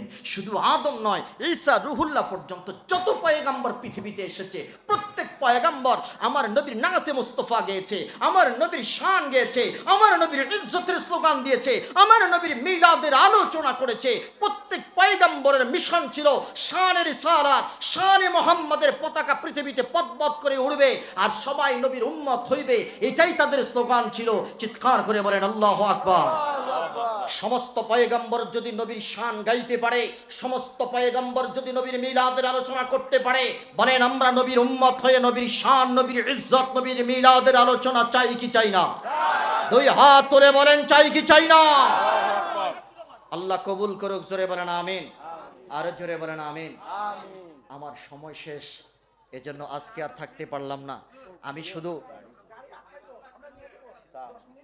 আমি আপনাদের খেদমতে বলতে চাই যে মিলাদুন্নবী, এই যে এতক্ষণ পর্যন্ত যে আলোচনা শুনলেন, নবীর প্রেম বাড়ছে না কমছে? জোরে বলেন। ঈসা রুহুল্লাহ ডাক দিয়া কয়, আল্লাহ এই নবীরে আমি কেমনে মানবো? এবার আল্লাহ ঈসা রুহুল্লাহরে কয়, এই শুন, বেয়াদবি করিস না, তুই না রুহের জগতে স্বীকৃতি দিয়ে আইসস। আল্লাহ আইসি তো, এখন কি করবো? আমিন মুহাম্মদ সাল্লাল্লাহু আলাইহি ওয়াসাল্লাম। ঈসা মুহাম্মাদের উপরে ঈমান আনো। বলে যে আল্লাহ আনলাম। বলে যে আর কি করব? বলে যে আমির, তুমি তাড়াতাড়ি নির্দেশ দাও তোমার উম্মতদেরকে, মান আদরাকা মিন উম্মাতিকা আইয়ুমিনু, তোমার উম্মতদেরকে তুমি নির্দেশ দাও যাতে করে নবী মুহাম্মদকে যদি তারা পায় নবী মুহাম্মদের উপর যেন তারা ঈমান আনে। জোরে বলেন সুবহানাল্লাহ, জোরে বলেন না আল্লাহু আকবার। এই জন্য ঈসা রুহুল্লাহ তার উম্মতদেরকে বলেছেন আমার পরে একজন নবী আসবেন, ইয়াতি মিন বা'দি ইসমুহু আহমদ। ইয়াতি শব্দ দ্বারা আমার নবীর মিলাদের আলোচনা করেছেন ঈসা রুহুল্লাহ, আর এই আলোচনাটা আমার আল্লাহ স্বয়ং নিজে কোরআনের মধ্যে কোট করে দিয়েছেন। জোরে কোন সুবহানাল্লাহ। ইয়াতি মিন বা'দি ইসমুহু আহমদ, আমার পরে একজন পৃথিবীতে নবী আসবেন যার নাম হবে আহমদ। রে আমার উম্মতেরা শুনে নাও, আমার পরে যদি ওনার মিলাদ হয়ে যায় আমি তো পাইলাম না, আমার পরে যদি তিনার আগমন হয়ে যায় খবরদার ওনার সাথে বেয়াদবি করবা না, ওনার উপরে তোমরা ঈমান আনবা। মুসা কালিমুল্লাহ কয় আমি আমার উম্মতদেরকেও আখেরি জামানার পয়গম্বরের মিলাদের আলোচনা শোনাইছি। জোরে কোন সুবহানাল্লাহ। প্রত্যেক পয়গম্বর এভাবে আলোচনা করে গেছেন। আমার জগতের মধ্যে হযরতে ঈসা রুহুল্লাহ তিনি আলোচনা করলেন, বলি ইহুদিদেরকে ডাইরেক্ট বলে দিয়েছেন খবরদার মুহাম্মদের সাথে বেয়াদবি করা যাবে না। আমাদের সাথে ইহুদিদের সাথে একটা দ্বন্দ্ব আছে, আছে না? বাইতুল মুকাদ্দাস নিয়ে একটা দ্বন্দ্ব চলতেছে না? দ্বন্দ্বটা কি নিয়ে জানেন? জানেন না?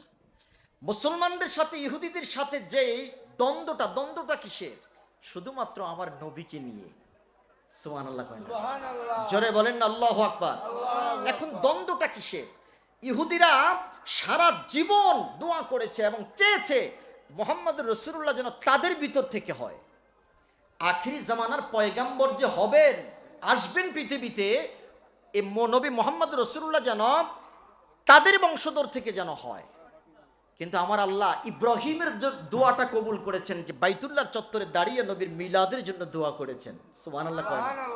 ওরা কোরআনের মধ্যে নবীর মিলাদ পায় না। আরে পবিত্র কোরআনের প্রত্যেকটা পারা, প্রত্যেকটা পৃষ্ঠা, প্রত্যেকটা আয়াত, প্রত্যেকটা শব্দ, প্রত্যেকটা অক্ষর, প্রত্যেকটা নোক্তার মধ্যে মুহাম্মদ আছে না নাই? জোরে বলেন আমার নবীর প্রেম আছে না নাই? নবীর মিলাদের আলোচনা কোরআনে থাকবে না, এটা বিশ্বাস করো কিভাবে? ইব্রাহিম ও খলিলুল্লাহ নবীর মিলাদের জন্য দোয়া করেছেন, রব্বানা ওবা'আস ফীহিম রাসূলা, আল্লাহ আমার বংশধর থেকে একজন নবী পৃথিবীতে তুমি জন্ম দাও। সুবহানাল্লাহ বলবেন না? সুবহানাল্লাহ। বা'আসা মানে প্রেরণ করো, প্রেরণ করবে কি আসমান থেকে? কথা কয় না। আমি বলেছি পবিত্র কোরআনে নবীর মিলাদের আলোচনা করছেন আল্লাহ কয়টা শব্দ দিয়ে? বলেন কয়টা? 4টা শব্দ দিয়ে করেছেন। আল্লাহ ইব্রাহিম ও খলিলুল্লাহ দোয়া কবুল করলেন। দোয়া কবুল করার পরে ইসমাইলি বংশের মধ্যে আল্লাহ মুহাম্মদ রাসূলুল্লাহকে প্রেরণ করলেন। প্রেরণ করার পরে যেদিন আমার নবী পৃথিবীতে আসলেন, সেদিন এক ইহুদি চিৎকার চেঁচামেচি দিয়ে বলতেছে, ইয়া মাশারাল ইয়াহুদ, রে ইহুদির গোষ্ঠীরা তোমরা কোথায়? সকালবেলা ইহুদি ডাক দিয়া বললেন, ও ইহুদি সম্প্রদায় তোমরা কে কোথায় আছো? তাড়াতাড়ি আসো। ইজতামাউ ইলাইহি, ইহুদিরা সকলে তার কাছে আসলো। সকলে আসার পরে এবার ডাক দিয়া বলতেছেন, এত সকালবেলা তুমি চিৎকার চেঁচামেচি দিচ্ছ, সকালবেলা একটু আমরা আরামসে ঘুমাই, তুমি এত সকালবেলা তুমি আমাদেরকে কেন ডাকলা? ওয়াইলাক, তুমি ধ্বংস হও। অমালাক, তোমার কি হয়েছে? কি জন্য তুমি এত চিৎকার চেঁচামেচি শুরু করে দিলাম? এবার ইহুদি ডাক দিয়া বললেন, ইহুদিরা রে, তোদের কপালের জন্য মধ্যে শনি এসেছে, তোরা দুর্ভাগ্যজনক, তোরা দুর্ভাগা। বলে যে কি হয়েছে? কত্তলা মুহাম্মদ, কত্তলা নাজমু মুহাম্মদ সাল্লাল্লাহু আলাইহি ওয়াসাল্লাম ফি হাদিহিল লাইলা, এই রাত্রিতে মুহাম্মদ নামক তারকাটা পৃথিবীর জমিনে উদিত হয়েছে। যারা বলেন আল্লাহু আকবার। বলে যে কোথায়? বলে যে কুরাইশ বংশের মধ্যে নবী মুহাম্মদুর রাসূলুল্লাহ জন্ম নিয়েছে। আহারে, একজন ইহুদি নবীর মিলাদের আলোচনা করতে পারে, অথচ নবীর উম্মতরা মিলাদের আলোচনা করা তো দূরের কথা, নবীর মিলাদের আলোচনা শুনলে পরে তাদের চুলকানি শুরু হয়ে যায়। কথা বলেন ঠিক কি না? রে দুনিয়ার মুসলমান, বলে যে কোথায় জন্মগ্রহণ করেছে? বলে যে হ্যাঁ হ্যাঁ ওখানে জন্মগ্রহণ করেছে। সেদিন থেকে ইহুদিরা মুহাম্মাদের আমার নবীর শত্রু হয়ে গেল। আমাদের বংশে যে সন্তান জন্মগ্রহণ করে নাই, আমাদের বংশে যেই নবীর জন্ম হয় নাই, ওই নবীকে পৃথিবীতে আমরা রাখতে চাই না। ওই নবীকে আমরা যেখানে পাবো সেখানে হত্যা করব। ইহুদিদের মধ্য থেকে কিছু জাইয়েদ আলেম তারা নবীকে খুঁজতেছে, তারাও আলামত বুঝে গেছে মুহাম্মাদুর রাসূল পৃথিবীর জমিনের মধ্যে আগমন করেছে। জোরে কোন সুবহানাল্লাহ। নবীজির মা ইন্তেকাল করলেন।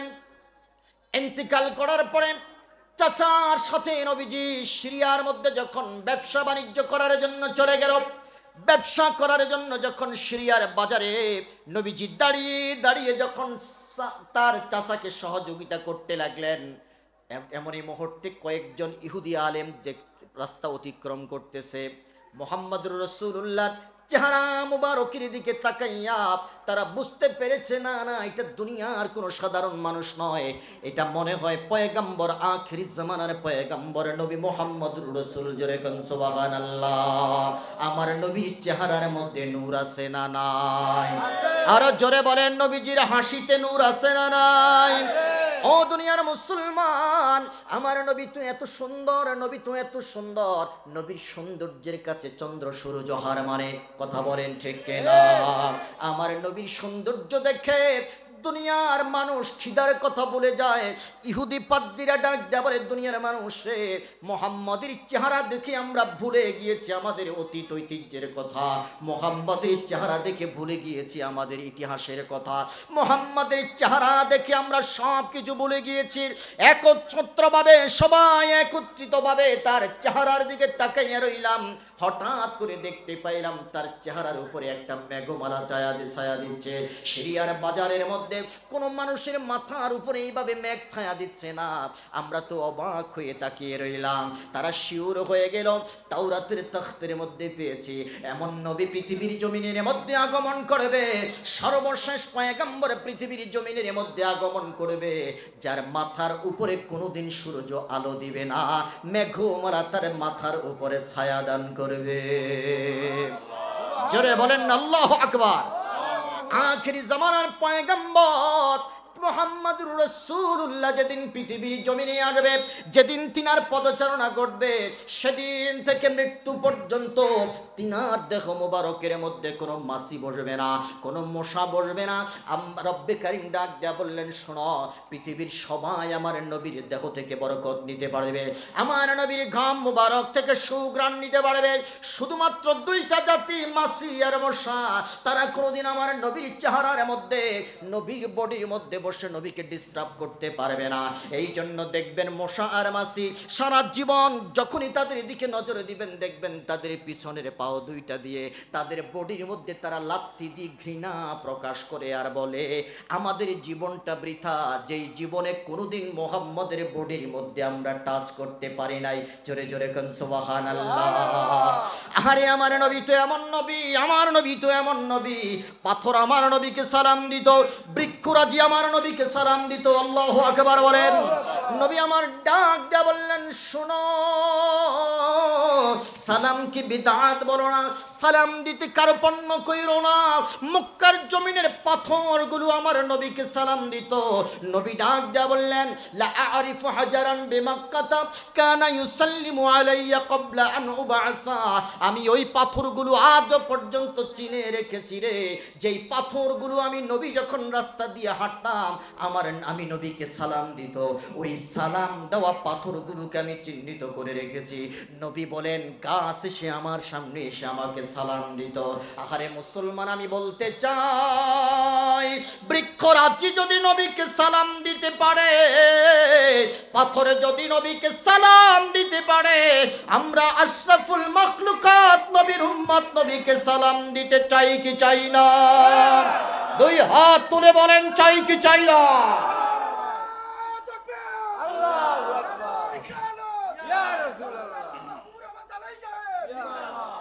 ও পৃথিবীর মুসলমান, হযরত সুলাইমান পয়গম্বর এই প্রশ্নটা করেছিলেন মূসা আর মাসিকে, রে মূসা, রে মাসি, কেন তোমরা তোমাদের পাও দিয়ে শরীরটাকে লাথি মারো? দেখবেন, গভীর মনোযোগ দিবেন, মাসি আর মশা পিছনে দুইটা পাও দিয়ে খালি বডিটাকে এরকম কসলায়। সুলাইমান পয়গম্বরে প্রশ্ন করলেন, কেন?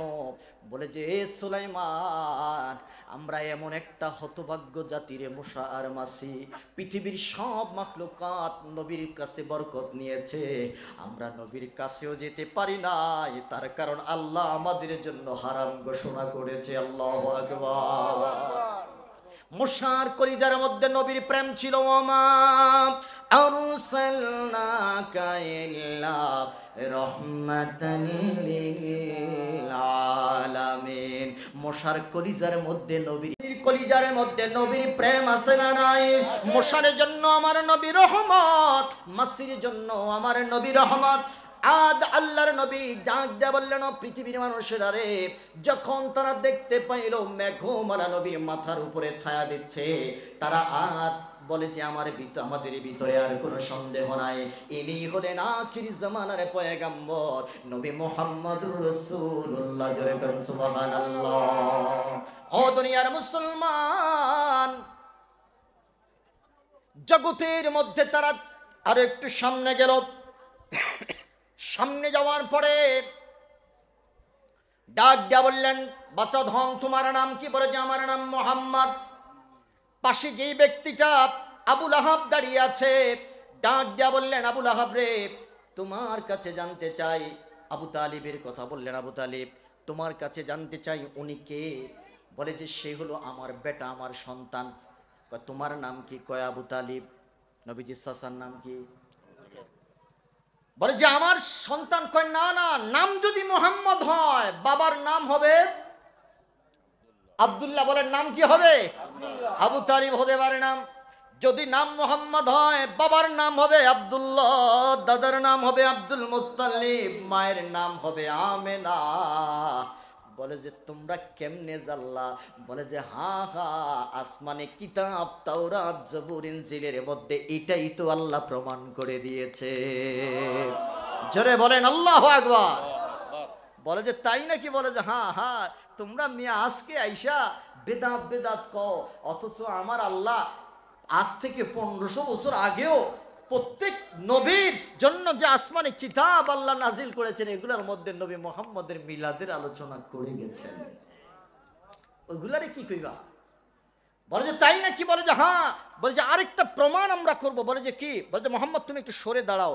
সরে দাঁড়ানোর পরে আমার নবীর পায়ের ছাপটার সাথে ইব্রাহিম ও খলিলুল্লাহর পায়ের ছাপ মিলাইলেন। বলে যে দেখো, তাওরাতের কিতাবের মধ্যে দেওয়া আছে ইব্রাহিম ও খলিলুল্লাহর পায়ের ছাপ আর মোহাম্মদের পায়ের ছাপ হুবহু এক হবে। জোরে বলেন না আল্লাহু আকবার। আরে নবীর পায়ের কথাই তো আছে, তুমি মিলাদ তো অনেক পরের কথা, অনেক পরের কথা। মুসা কালিমুল্লাহর এক উম্মত, তিনি ঘুমানোর আগে মুহাম্মদ সাল্লাল্লাহু আলাইহি ওয়াসাল্লামের তাওরাতের কিতাবের মধ্যে 9 জায়গায় নবী মুহাম্মদের নাম লেখা। সুবহানাল্লাহ বলবেন না? সুবহানাল্লাহ। কয় জায়গায়? 9 জায়গায়। তিনি ঘুমানোর আগে নবী মুহাম্মদের নামের উপরে চুম্বন দিয়ে ঘুমাইতেন। সুবহানাল্লাহ বলেন। আমার আল্লাহ কয়, তার এই আমলটা আমার কাছে এত মজা লাগছে, এই আমলটার উসিলায় আমি তার জীবনের সব গুনাহ মাফ করে দিয়েছি। সুবহানাল্লাহ বলেন। আমাদের ভিতরে নবীর প্রেম দরকার আছে না নাই? আপনি মিলাদে স্বাদ পাবেন না যদি নবীর মোহাব্বত ভিতরে লালন না করেন। আপনি কিয়ামে মজা পাবেন না যদি ভিতরে নবীর প্রেম লালন না করেন। দেখছেন আমাদের আকাবিররা রক্ত দিয়েছে, তবু মিলাদ কিয়াম ছাড়েন? বলেন বলেন বলেন, ছাড়েন? আজ সৈয়দপুর আছে না নাই? রক্ত দিছে তবুও মিলাদ কিয়াম। এটার মধ্যে মজা আছে মিয়া। খালি বেদাত বেদাত কইয়া বেটকি মাইরা চইলা যাইও না, একবার আইসা দাঁড়াইয়া নবীর একটু সালাম দিয়া দেখো, দেখো এমদাদুল্লাহ মুহাজিরে মক্কি রহমতুল্লাহ আলাইহির মতো তুমিও মজা পাইবা। সুবহানাল্লাহ কোন?